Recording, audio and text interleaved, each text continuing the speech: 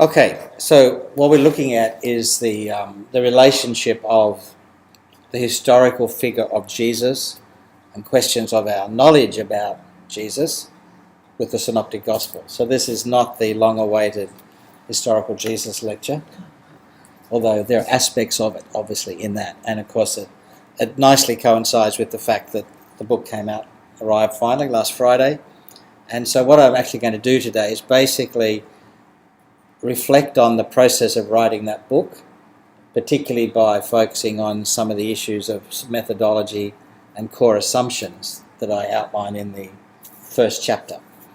So that will give us, I hope, a kind of a basis for a conversation. I'm not directly addressing the classical conversations about what's the value of the Synoptic Gospels as a source for historical Jesus studies, because Daniel and others are writing impressive essays on exactly that topic, waiting to hand them in after today's lecture finishes. Yeah, so he sees what. I was handing the Jesus books. I went, yes, I'm going to get a lecture. So wait to see what the answer is before he puts his essay in. And then, so this is not just like a zoom back and do a historical Jesus lecture. That's not the task. But I thought it would be useful to reflect on how do we use the material in the Gospels to reflect on knowledge about Jesus, and how does the knowledge about Jesus, which we think we're getting out of the Gospels, how does that inform our practice? How does that inform the way we believe and the way we choose to live? And that was very much the task I set myself with the book, not to write yet another introduction to the historical Jesus or the final definitive description of the historical Jesus, but to actually engage in a reading of Jesus, which is really very much interested in what we know about the first century and Jesus in the first century. Is very interested in how we might approach the Synoptic Gospels and other material, but the Synoptics are up there in a class of their own in terms of source material. But of course, the primary focus for that book is to actually look at, so what do we do with it? What does it tell us about ourselves if we think we're getting this kind of information about Jesus? Okay, so the book is actually, in some ways, it's quite a conservative project, because it's about reading Jesus to shape a holy life. That's a very traditional Christian thing to do. Along the way, I will make some choices and I will adopt some strategies which are not very traditional, but I actually think in the end what I come out with is not all that surprising, although it will be shocking for some people. Anyway, let's get underway. So we're not going to work through the different criteria for authenticity and so on. In the way I do historical Jesus research and readings of the Gospels, you can't decide those things in advance. You've got to decide them using the various perspectives, the various criteria, on a case-by-case, piece of evidence by piece of evidence basis. It's not just, for instance, a case of saying Synoptic Gospels are more historical than John. Well, that might be true. That doesn't mean that everything in the Synoptic Gospels should be taken at face value, and that nothing in John's Gospel should be accepted into the, if you like, the database of reliable materials that have passed the process of sifting. For example, I find it interesting that John's Gospel has no trouble saying, hey, who is this guy? We know his mum and dad. We know Joseph and Mary. I mean, who does this guy think he is? Or a rough translation, something like that. In other words, John's Gospel, while having the Logos hymn in chapter 1, also is quite unambiguous. Joseph is the biological father of Jesus. He's the son of Joseph. And John has no problem with that. Okay? And I suspect that's actually a historical nugget which has been preserved in the Johannine tradition, which is, generally speaking, a tradition which is much more interested in the Christological, theological significance of Jesus. And for that very reason, to talk about Jesus as the son of Joseph has more authenticity in the Gospel of John than it might have in a different text as a historical datum. So anyway, let's have a look at it and see where we go with it, and I'm sure there'll be plenty of opportunities for questions and so on. So I start just by putting up on the screen a number of different images of Jesus. Let's just briefly touch base on what those images are. The bottom left corner is the familiar Sunday school Anglo-Celtic Jesus. My mother's lounge room. Your mother's lounge room, okay. Beautifully shampooed hair he has there. He has amazingly clean hair, quite a trim beard. And if you've actually been to Jerusalem or seen any Orthodox Jewish people wandering around, their beards are never that trim and their hair is never quite that coiffed either. But anyway, and he has a lovely white robe with a bit of brocade around the neck and always immaculately clean. Because his mother taught him that cleanliness is next to godliness, and since he was God, he had to be clean as well, kind of thing. Okay. He has beautiful complexion. He never had acne as a teenager. That's all part of how we imagine Jesus as, isn't it? Can we imagine Jesus with acne? Why can't we? Okay. So that's a familiar, dominant image of Jesus, which in some ways is an underwhelming image of Jesus, but that's a very familiar cultural image of Jesus in Western Christianity. The image above, directly above, in the top left, does anybody know where that one comes from? Isn't that the reconstruction from the Shroud of Turin? Like a reconstruction based on the images? No? Top left? Top left? No? Top left? No. Okay. You've got the answer for the top right. But okay, let's go to the top right. Since we've got the answer, let's go to the question. So the top right is the image which is generated from the Shroud of Turin, okay, which purports to be an actual capturing of the physiology of Jesus' face. Now that depends on the authenticity of the shroud. Clearly they've got somebody's face. His hair is nowhere near as neat as the bottom left-hand corner, so it has a bit more plausibility to it. But of course there are all sorts of historical issues around the evidential value of the Shroud of Turin. Okay, quite apart from the spiritual value, it's incredibly complex to try and pin down the value of the Shroud of Turin. And also to explain how such an image would have been created on a piece of linen cloth and so on. Okay? But that appeals to the Western mindset in a number of ways. It seems to be original. It's something from the cave where Jesus was buried, sort of thing. It also appeals to our scientific fantasies, that with the latest scientific technology, wow, look what we can do now. That kind of thing. So it plays into some of our own fantasies about our technology, our knowledge, and how much better off we are than the people who came before us. Okay? Who knows?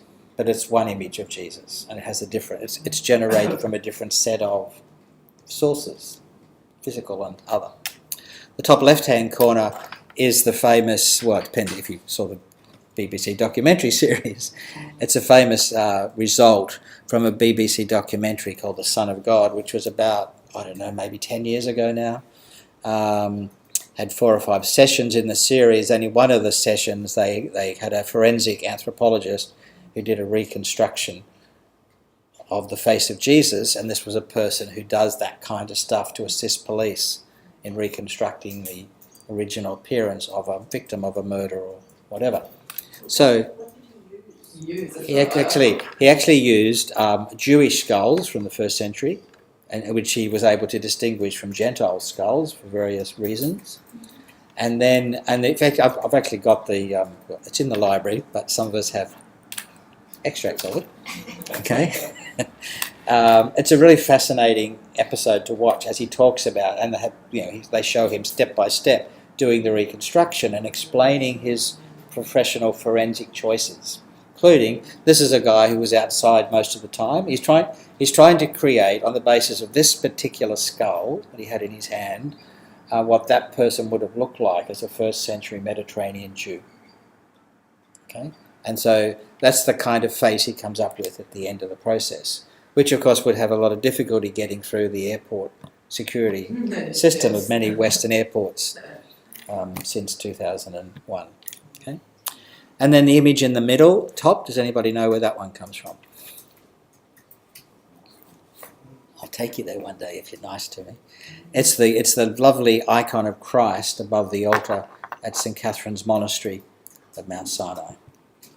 Okay, it's a very famous icon of Christ, and you'll notice his eyes are different. And so you can sit there and stare stare at that face. Too? No, you've got to go down. Actually, I wouldn't be going to the Sinai. Just at the moment, there are too many Al-Qaeda terrorists running around in jeeps with machine guns and stuff. But yeah, I've been there quite a few times. It's a very special place. So we have all these images of Jesus, and they'll have varying claims to authenticity. They speak to different narratives about him. And they speak to different stories about Jesus, and they connect with different sets of spiritualities and different sets of values and so on, okay? And which of them is the real Jesus? And of course that was famously picked up in this cartoon from about 20 or 30 years ago. Will the real Jesus Christ please ascend? You've got the Protestant Jesus, you've got the historical Jesus, and you've got the Catholic Jesus, okay? And that's in a sense, historical Jesus research has not really travelled much further, and probably won't.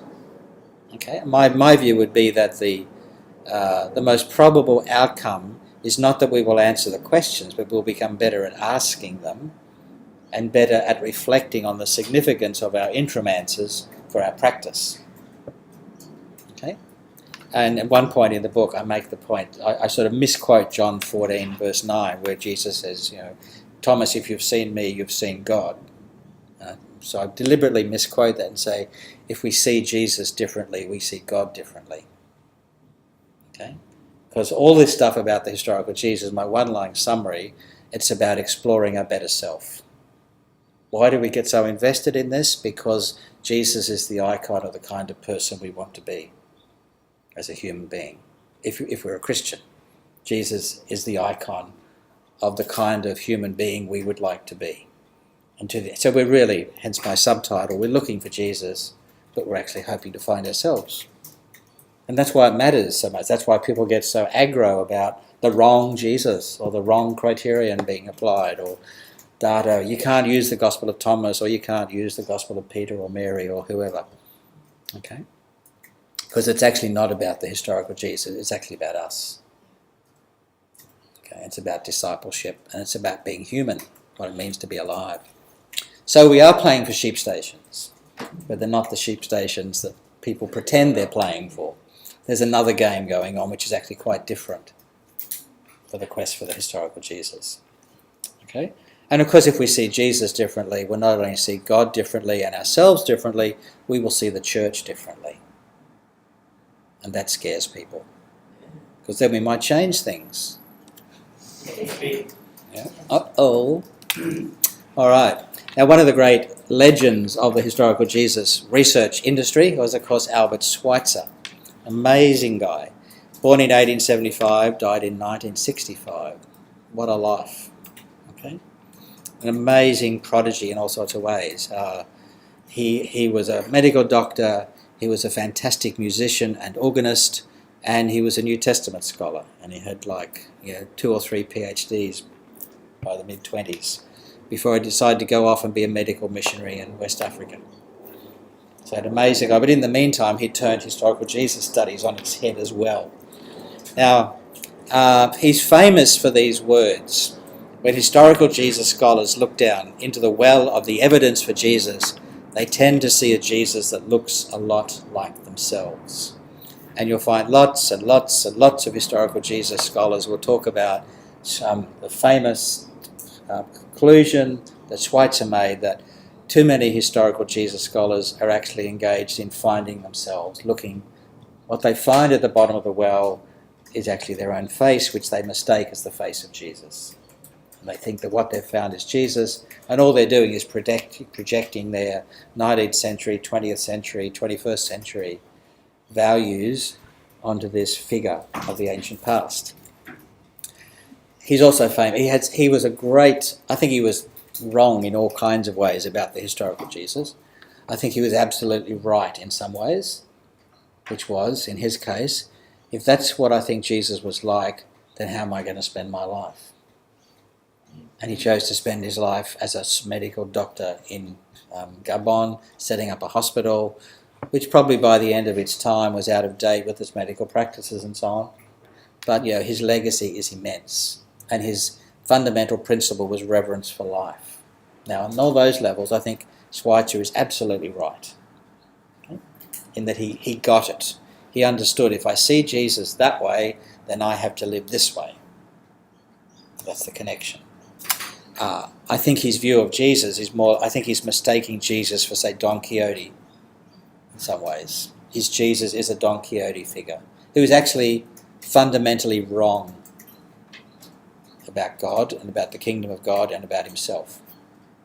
Okay, now that's a pretty challenging historical Jesus to then say, and that's the Jesus for whom I'm a disciple. So there are some powerful, evocative words as well as practice coming out of Albert Schweitzer. But the thing that intrigued me was to discover, just last night really, when I was actually looking for images of Albert Schweitzer, and I came up with the fact that the words attributed to Albert Schweitzer are actually from a guy called George Tyrrell. So now we have the quest for the historical well, quest for the historical quote, okay? Because a little bit earlier than Albert Schweitzer, George Tyrrell wrote, "The Christ that Harnack sees, looking back through 19 centuries of Catholic darkness, is only the reflection of a liberal Protestant face seen at the bottom of a deep well." Now, so they're both making the same point. The really ironic thing is that everybody thinks Schweitzer said that. It's become a great contribution of Albert Schweitzer to New Testament scholarship. He didn't say it at all. Well, he did say it, but it wasn't original with him. Now, I think even just that lovely little anecdote of this, who said this? Who said this first? Okay, is a really nice parable for the historical Jesus problem. Now, in fact, Albert Schweitzer did say it, but he didn't create it. And it is actually Albert Schweitzer's gift to the world of New Testament scholarship, because nobody else bothered to read Tyrrell. But everybody was reading Schweitzer. So is this Schweitzer's contribution to New Testament scholarship, or is it Tyrrell's contribution to historical Jesus scholarship? Okay. Now, when does historicity get confused with significance and importance and impact? Okay. So I found that quite interesting, that this famous quote from Albert Schweitzer, which is indeed a quote from Albert Schweitzer, is actually Albert Schweitzer picking up an idea from another colleague a couple of years earlier. He didn't reference it. And it wasn't being appropriately referenced, or at least his referencing wasn't noticed, and everybody said, "Wow, that's a great idea, Albert." And they started quoting Albert instead of noticing where it came from, that it was really George. Okay, so you get this wonderful image of the anxious, angst-ridden modern person, postmodern person even, peering down the well and wondering whose face is that in the water at the bottom of the well. Okay? Now, I think that's an inescapable dimension of historical Jesus research, and indeed of reading the Bible. I think it's partly about the shift from the text to the reader, and instead of running away from it, I think we just embrace it and say, yep, that's the nature of what we're doing.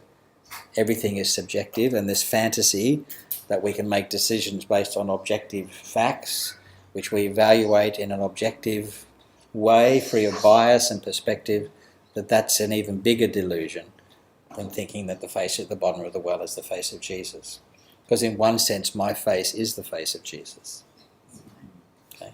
I will be the only Jesus some people will meet. Okay?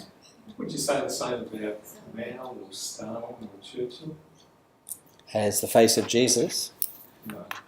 When you investigate them, you assign values to them, you do the same thing.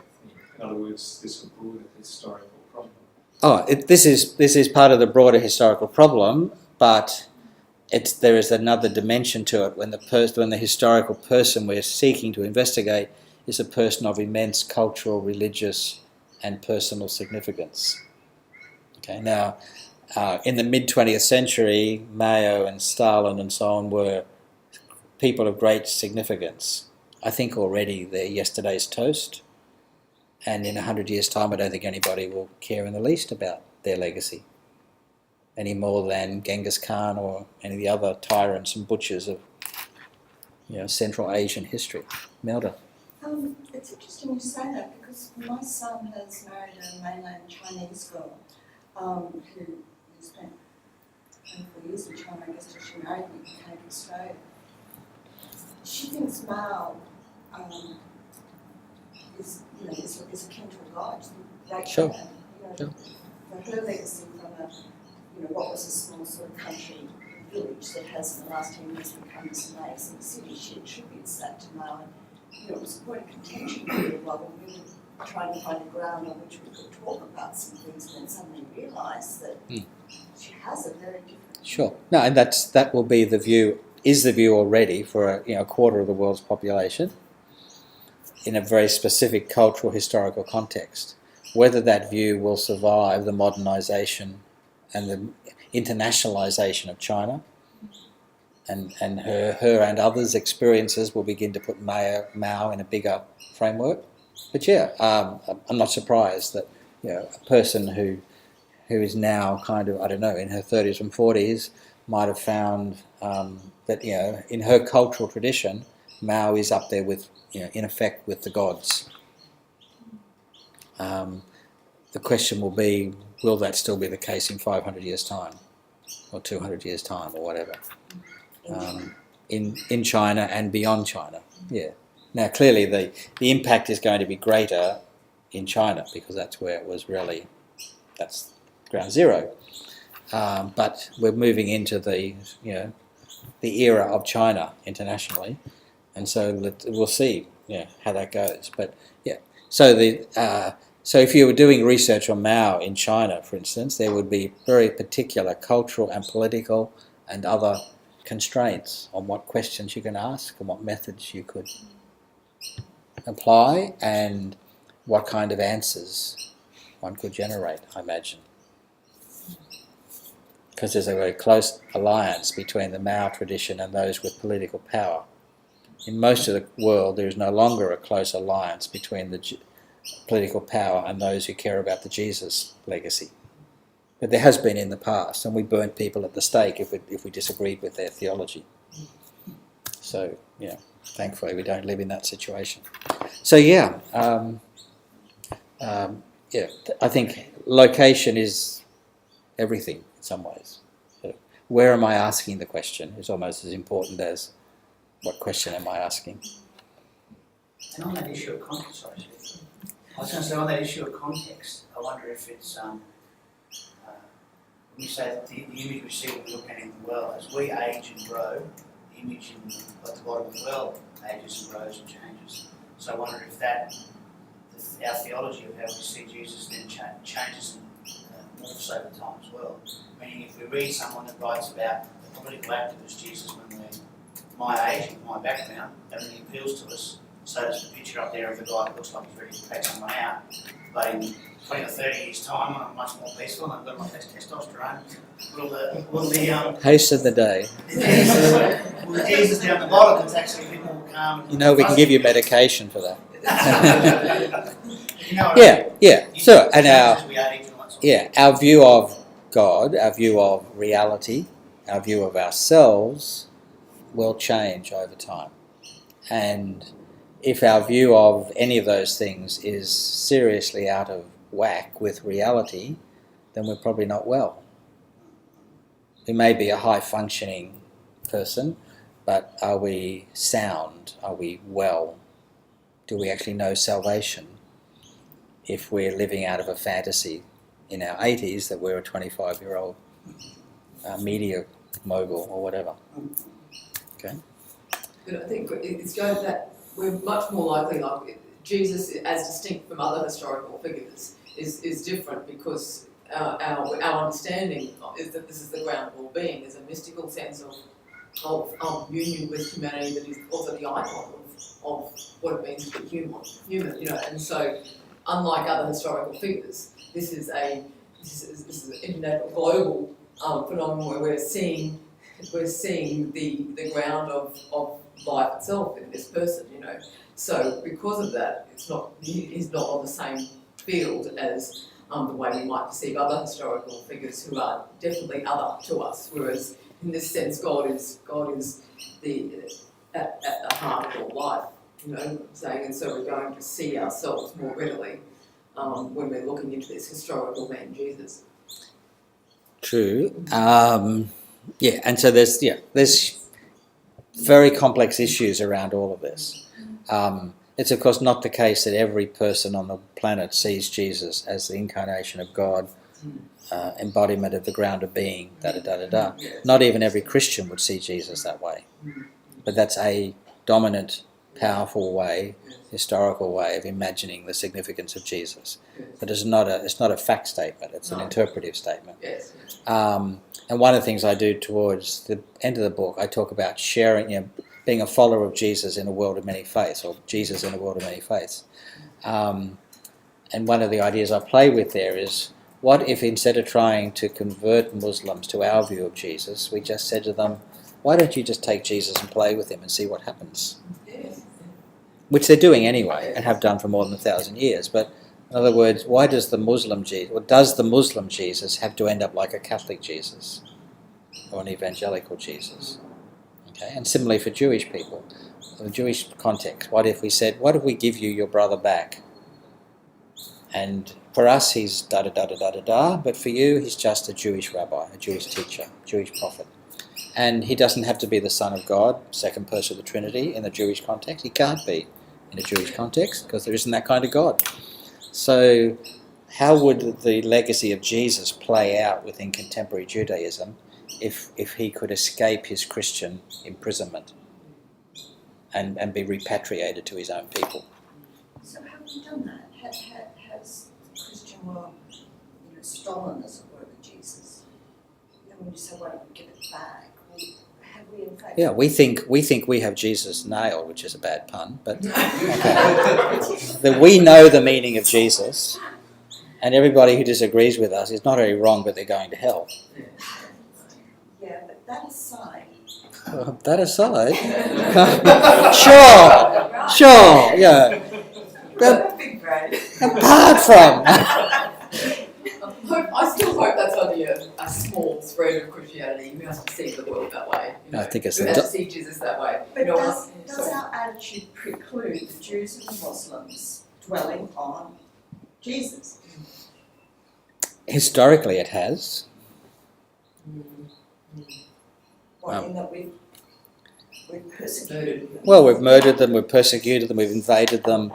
We sent the Crusades to take the Holy Land back from those wretched infidels.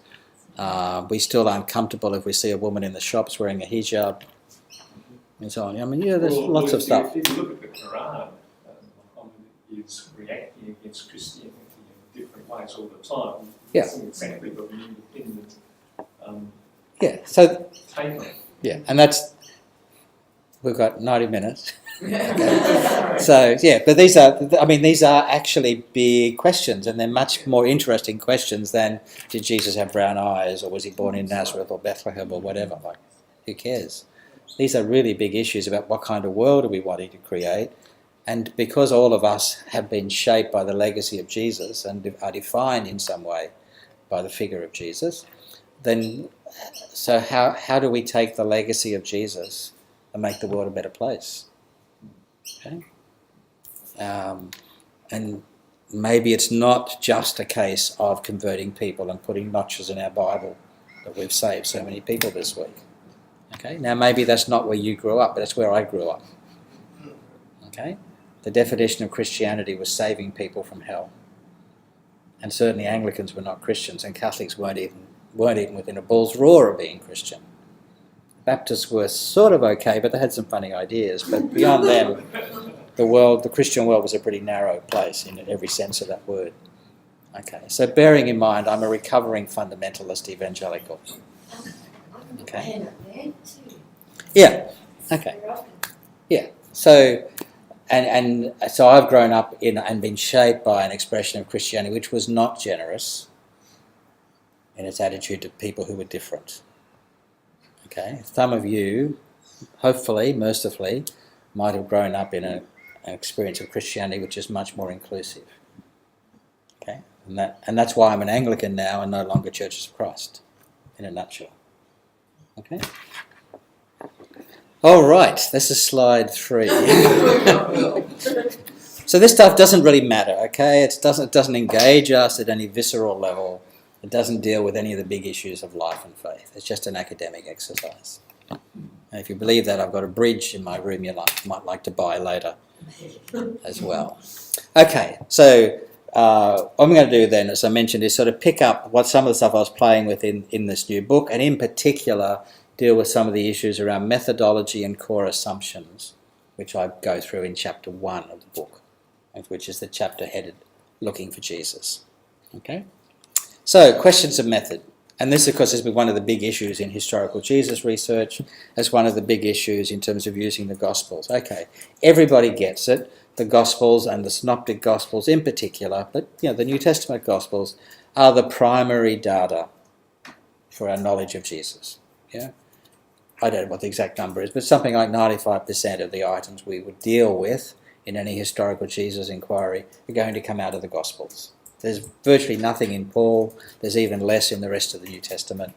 Once you move beyond the New Testament, yes, there's stuff there, but almost certainly it's not as primitive as what we find in the Gospels. Okay? And if we can excavate the Gospels to come up with the sign source or the Q source or whatever, that's really cool, but they don't actually exist as separate documents. They remain hypothetical source documents rather than extant documents. Okay, so questions of critical method. Scholarship has an agenda. Even my scholarship has all scholarship has an agenda. Okay, and that's to do with social location and personal history. In a sense, I just disclosed some of my personal history. My social location, of course, is that I'm very much a Western male, white male Westerner with university education and a privileged, protected occupation as a priest and an academic. Okay, who enjoys international travel and plays with Apple technology. Now that puts me in a very small percentage of the human population. Okay. So that's all part of my... And I grew up in a world where there was no better thing that a young man could do than to spend his life in Christian ministry. Okay, that was like... That would make my mother and my grandmother happy as. Okay, because they would bask in the reflected glory of Gregory, the minister. Okay, so that's the world I grew up in. Okay. Now, and to their credit, they dealt with it pretty well when I was about to sign the papers to go to Duntroon at the end of year 12. Okay, which imagine where my life would have gone had I invested all my energy into that institution. I would have probably sold my soul. Okay, too late now. So I research and I write as a person of faith, not simply as a detached academic, if there is such a thing. And of course, Jesus is central to my religion. In fact, in many ways, my religion is simply Jesus. Okay? And to shape a life around that legacy is what I understand the purpose of my life. Okay. So to be like Jesus, in a sense, is my religion. And that will have an input. That has to affect the way I do my scholarship. Okay? And I had to deal with the dissonance of what's left of Jesus after you do all this scholarship. Okay? But that's just being grown up and dealing with life, rather than hiding from reality. So to understand, we've covered some of this already. So for me, understanding Jesus is about understanding myself. Looking for Jesus is a way of finding myself. Okay. So that's the kind of agenda, the religious agenda and the existential agenda, which is part of my work as a biblical scholar, focusing particularly on historical Jesus research. Okay. And doing all that as somebody who's been closely and integrally involved in the whole Sub Jesus seminar project. So all the scuttlebutt you read about Jesus seminar fellows are not people who believe, and they're not good scholars, and they're not this and they're not that, and they're mean to their cat and all the rest. It's just scuttlebutt. It's part of the tribal warfare within the Jesus wars, within the Jesus industry. Okay, so the four major... As I did the first chapter, I thought one of the things I needed to address up front would be methodological considerations, and that was partly informed by the fact that some of my friends that I was discussing this project with on an online community called Podos, which of course means the way, they were, as I started this time last year, as I'm doing the chapters while living in Tiberias, And I was putting the chapters up on Hodos, and they're going, you can't say that. The Jesus seminar says, dunk, dunk, dunk, dunk. In other words, there was a liberal orthodoxy that I had to adhere to. I'm saying, well, actually, I don't see it that way. Yes, I'm part of the seminar, but I still have my own brain. And so I will analyse the data as I see it, and it may not fall into neat boxes. So I had to start articulating what my actual methodology was. And it's not a pure methodology, if there's such a thing. It's more an eclectic methodology. So these are the four, I think, primary issues for me. Paying close attention to the ancient text, actually noticing what's in the Bible.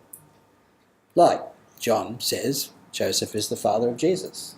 We know this guy's mother and dad. We know their names. We know this guy. Okay? Don't just skim over that, but actually notice it. Take it seriously. Put it into the box. That's a bit of data. Okay? So pay close attention to what's actually in the ancient documents rather than the way the documents have been passed on and described through the lens of orthodoxy. Secondly, apply whatever social science data we have available. And we happen to be living in a period where it's a boom period for social science data, including, of course, archaeological research into Galilee in the 1st century. Now, there are various historical and social cultural reasons for that, to do with Zionism and the creation of Israel and the ethnic cleansing of Palestine by the Israelis, all of which I dissent from and are opposed to, but at the same time it has generated, for very dubious reasons, a lot of data about Galilee in the 1st century. So as somebody who's equally passionate about Palestinian identity and futures, I'm also a biblical scholar who's saying, but look at all these goodies that are coming out of the ground. It doesn't justify the occupation of Palestine, but it does give us a rare gift to be used to make the world a better place, and even to some sense to contribute to reconciliation of Jewish and Palestinian futures. Because sooner or later that's going to have to be sorted out. They're going to have to learn to live together. So applying whatever social science data we can get and living with the ambiguity of even the creation of that data. Okay, when a Palestinian village is evacuated, ethnically cleansed, so that an archaeology site can be pursued in order to create data to validate Israel's existence, we have ambiguous and we have data which has been corrupted by or at least sort of contaminated by the circumstances of its recovery. And that I guess is part of the difference between a Western 19th century scholar and a 21st century scholar who's more aware of ambiguity and subjectivity, and that if I'm winning, someone else might be losing, all that sort of stuff. Third one is to prefer naturalistic explanations, which immediately means the conservatives say, see, he's got an agenda. He's excluding as a matter of principle the supernatural. Well, of course I am. I live in the modern world. Okay, I'm not a caveman, although I have caveman tendencies at times. And I don't live in a world where God intervenes to rescue people, to find car parks at the shopping centre for little old ladies. She has more important stuff to do. Okay? So I will prefer naturalistic explanations. We'll come back to that. And the fourth part is to pursue the questions that disturb people rather than the pre-cooked answers that make people feel comfy. So I'm not into generating comfort food. This is not an exercise in hot chocolate. Okay, it's an exercise in disturbing and destabilising people. Why? Yeah, thank you. Well, we'll come to that. I'm going to go through each of those in a moment. Am I disturbing you? Yes. Oh dear. I do like people to like me, however. I am a 3 on the Enneagram. I mean, I want you to like me. Okay, so paying close attention to the text. Okay. Actually notice what's there and collect the data and look at it and analyse it critically, and don't just go with the sound bites and so on. So, for instance, as part of my work on the Jesus database project over the years, one of the things I've noticed, and one of the reasons for doing it, is that people as diverse as Ed Sanders, John P. Meyer, Raymond Brown, etc., despite their shared horror of the Jesus Seminar, if you look at their opinions about particular sayings and particular events, we're all on the same page. We're saying the same thing, or very similar things. Okay, but we're pretending that we're not. That there's another discourse. So actually paying attention to the data, not privileging the Bible over other literature, ancient or otherwise, and recognising that any ancient text composed by any author can offer us valuable information, whether it's an inscription in a sort of wadi in the Sinai desert, or it's a carefully documented and probably self-serving manuscript being dictated by Josephus. We can still extract historical information from documents. Irrespective of its religious status, documents can generate and expose other information. And of course, religious texts have no monopoly on historicity or indeed any other form of truth. They're simply religious texts, texts written by religious people. Religious texts have not dropped out of heaven. They're not written by God, despite the propensity of religious texts to make such claims, to validate themselves and protect themselves from critique. So, paying close attention to the text, but not privileging our sacred text over other texts. That's part of the methodology, for sure. Then picking up the social science data. So any social scientific data that's available may be relevant and can be drawn into the process. I, of course, had to live with the moral and ethical issues of how did that data get generated and how are other people using it. But now that it's here, let's use it. And one of the ways I can do that is by, as we do at Bethsaida, making sure we bring some of the Christian Palestinians from Nazareth down to work on the dig, not so they can help the Jewish people get more data to claim the land, but because the Palestinians are beginning literally to get their fingers in their own history. And they're discovering this is their land, this is their story. And the people we're digging up in Area T are Arabs from the 13th century. And they go, oh, look at this is Arabic. I said, yeah, you guys have been here a long time. Okay, so you can participate in ways which promote justice, similar to women's issues and other things. So, you've got the text. Now, of course, later readers, including religious communities, are free to interpret ancient texts in all sorts of different ways. That happens with Bibles and with other things. But I'm certainly sufficiently conservative and of a particular historical bent that I want to privilege the original meaning of a text as possessing at least a normative status, not the only meaning. So whatever Mark meant to say, to me has great significance. It doesn't mean I can only read Mark and come up with the same conclusions as Mark intended. Mark may inadvertently prompt me to think differently than Mark does. Okay? But I'd want to then validate my reading of the synoptics, whatever, by checking against the original meaning. Not because it has to be the same, but because at least it has to be a reasonable difference. There has to be some coherence in the difference. Yeah.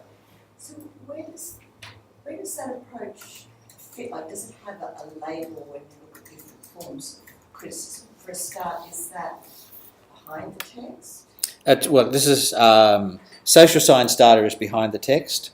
What I'm talking about here, though, in terms of reading and getting other meanings, this is the difference between the world of the reader, the perspective of the reader, and the intention of the original author, to the extent we can capture it. Okay, and there's been a tendency to go with, whatever the reader makes of it, and I'm saying, well, actually, I'm not quite happy with that. I do want to pay attention to the original. I think there's, I think that sets the agenda. And it doesn't mean, I may end up fundamentally disagreeing with the intention of the biblical author and coming to a position which is quite different. I actually see that as a faithful response to Mark's work or to Luke's work or to Paul's work. I had a couple of students come into my room yesterday asking questions because of sacramental theology about, what does the Bible say about baptism? What does the Bible say about Eucharist? I say, well, what does it matter what the Bible says about those things? We don't do it because the Bible tells us to do it. We do it because Christians have been doing this for 2,000 years. We'll justify what we want to do on the basis of a reading of Scripture. But we're not doing it because the Bible says you should meet on the first day of the week and break bread. We're doing it because that's what Anglicans do, or that's what liturgical people do. So, this is... I'm certainly not a biblicist, okay? Value the Bible, take it incredibly seriously, but for starters, the most important thing at the centre of my life is God/Jesus, not the Bible, okay? And the Bible has to be constantly reinterpreted and reappropriated for the context where God is now active, which is where I am, or where we are now. And what's past is past. You can't undo the past. So it's that kind of tension between,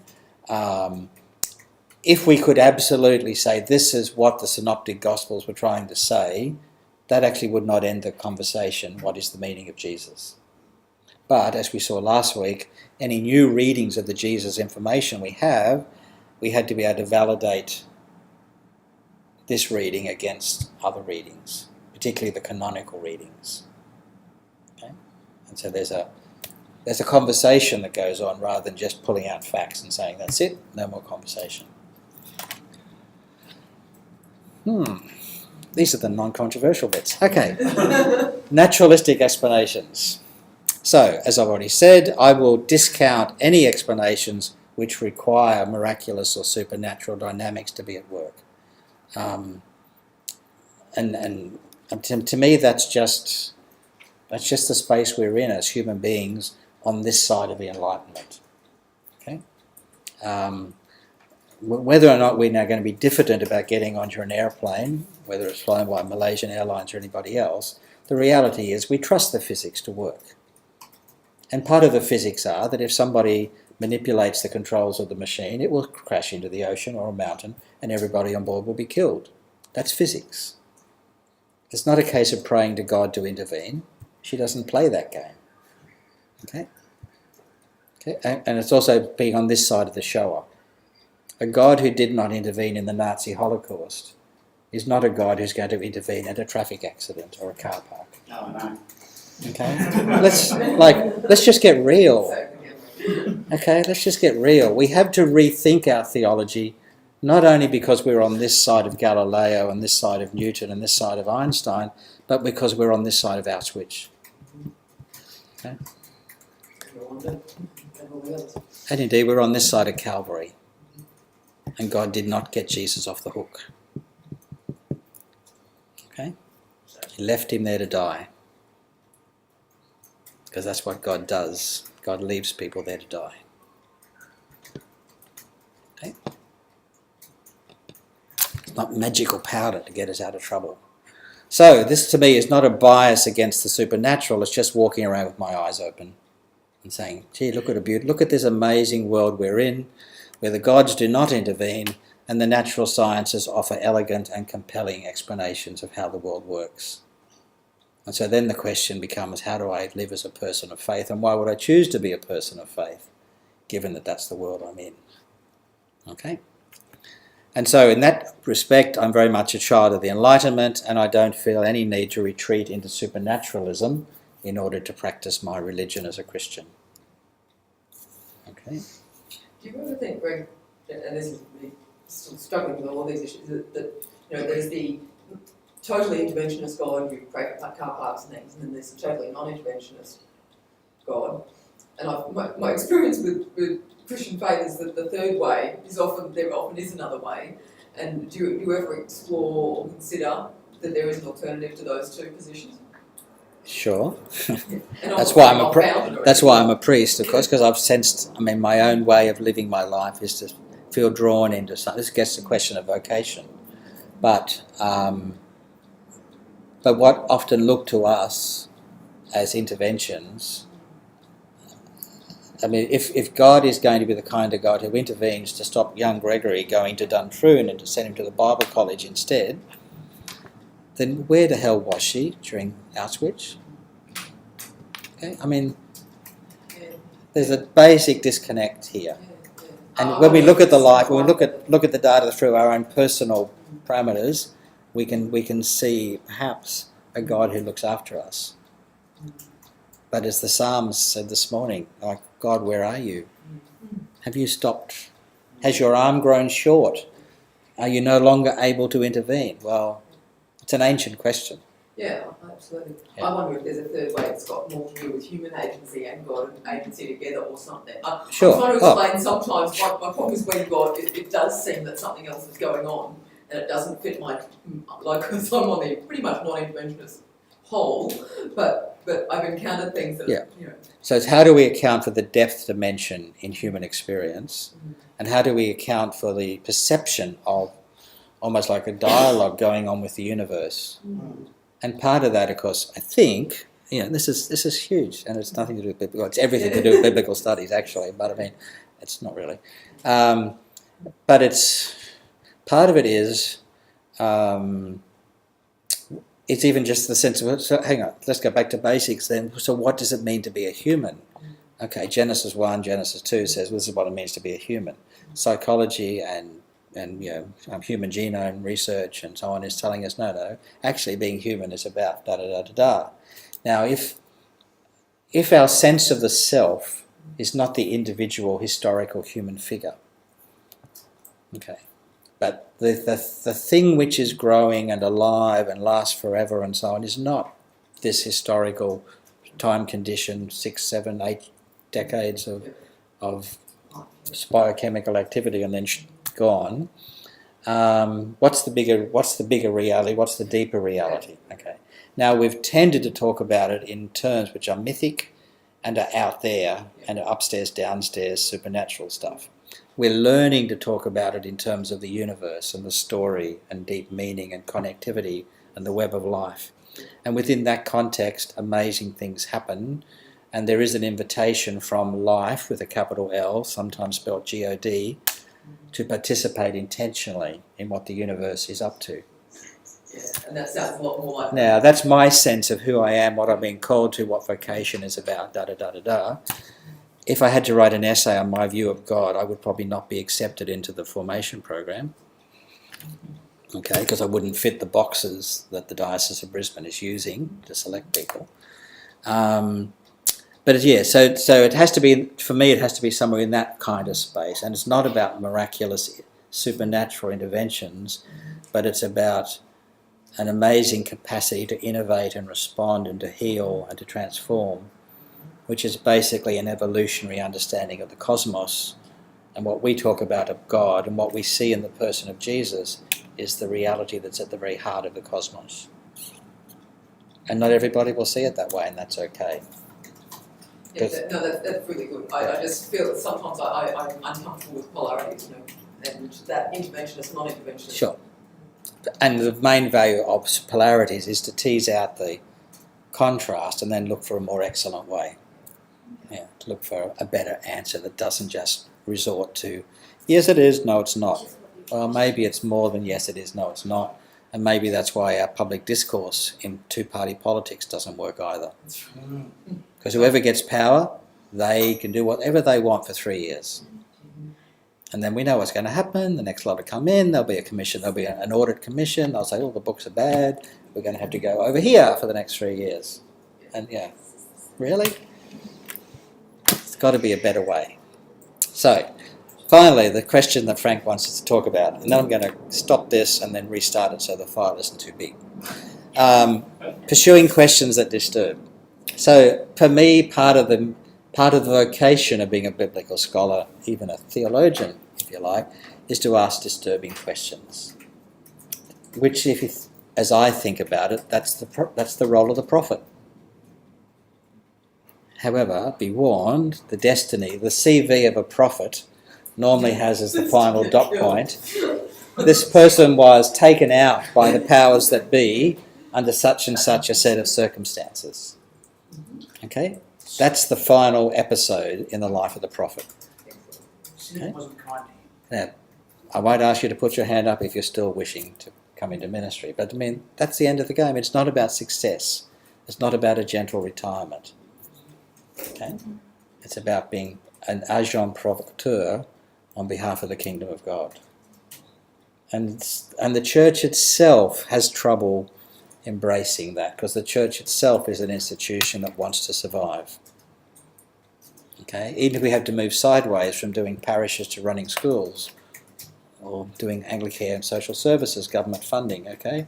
Nobody goes to church, but we still run aged care homes. You know? The church will survive, because we'll change our business model. But is the church what Jesus is interested in? I should have stopped this camera already. Okay, So what you just said sounds to me like what the church should be doing corporately, not just you or me as an individual, isn't it? sure, and the church is doing it corporately. I mean, one of the ways the church is doing it is that it has ratbags like me on the payroll. Okay, to mouth and to provoke, to mouth questions and to articulate disturbing lines of investigation. Okay, at its best, the church is not a yes minister organisation. Okay, so part of the role of good scholarship is, of course, to challenge the status quo in the academy, and also to challenge the status quo in the church. And that's why the church is always reforming itself, because yesterday's answer is not tomorrow's truth. So testing the fit between Jesus then and the church now, and saying, how valid is this? You know, in simplistic terms, if Jesus was to pop into the cathedral, would he feel at home? Well, of course he wouldn't.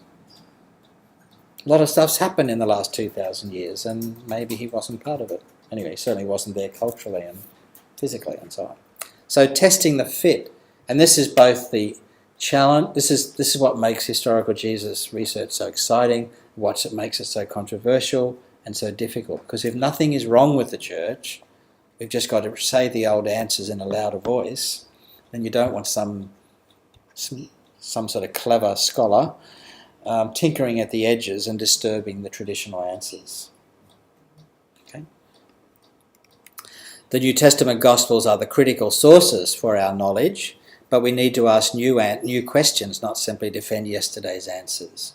And that's, in a sense, the Theological College should be the R&D department of the diocese, and the Historical Jesus class is one of the most interesting experiments going on in the R&D department. Okay. And what we're looking for, of course, I think, is that we're seeking new insights to help us shape new expressions of humanity that are informed by the wisdom and the spirit of Jesus. And